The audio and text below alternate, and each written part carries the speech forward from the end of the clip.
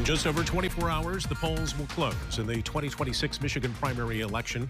Democrats will decide who will run against Republican Mike Rogers for the open U.S. Senate seat, and both parties will pick which candidates they want to see run for governor. We have team coverage tonight as voters and candidates prepare to head out to the polls tomorrow.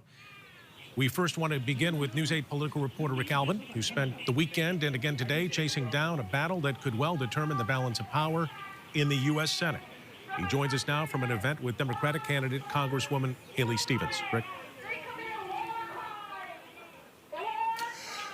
Congresswoman Haley Stevens arrived here just a few moments ago, and this is really the culmination of what's been more than a year for her and Abdul El-Sayed on the road, because this has been one of those most focused races in the country. As you point out, the balance of power in the United States Senate is up for grabs, and really the Michigan Democratic Party is going through somewhat of a metamorphosis, with a bunch of establishment folks turning out for Haley Stevens and a bunch of progressive candidates coming in for El-Sayed. So whoever ends up prevailing in this race, it's going to have a big impact on the Democratic Party here in the state of Michigan. You see former Senator Debbie Stabenow has just arrived a moment ago and is going in for the event that will start in just a couple of minutes. I had a chance over the past few days to talk with both Congresswoman Stevens and also with Abdul El-Sayed, and I talked to both of them about the race. Obviously, Stevens is talking about kind of the state of the race, while El-Sayed was talking about something he has talked about in every stop, and that's getting money out of politics. Listen. Of course, in these, closing weeks and days, you're putting everything out in the field.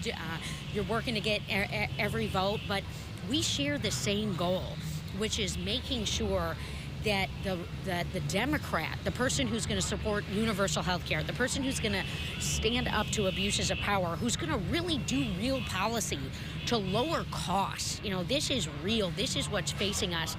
And so I'm on the team no matter what. I am very familiar with just that 90-day sprint from the Michigan primary to the general election, and it's going to be all hands on deck. $70 million, when all this is said and done, spent against me by the likes of AIPAC, who wants to send our tax dollars abroad to drop bombs on other people rather than keep them here, by the likes of big tech, big pharma, DTE, Blue Cross. It should not be possible to buy a U.S. Senate seat, and yet we're watching the attempted purchase of one right now. I would much rather a world where there is no outside spending.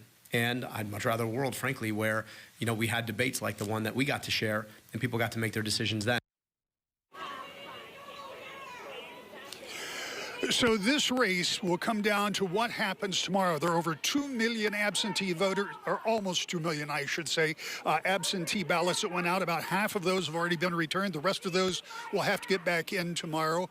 And we know that the polls will close in about 26 hours, but we also know it's going to take some time to count all of those absentees and get everything tabulated. So for guys like me who are always anxious to see that final tally and find out who the winners are, it's going to take some time. But we're going to be with you all night tomorrow night. We're going to make sure that we have the most comprehensive coverage, and we'll get through those results as soon as we can get them, but we can't rush them because I got to get them right first. And that will be the whole waiting game tomorrow night, making sure everything gets done in the proper fashion.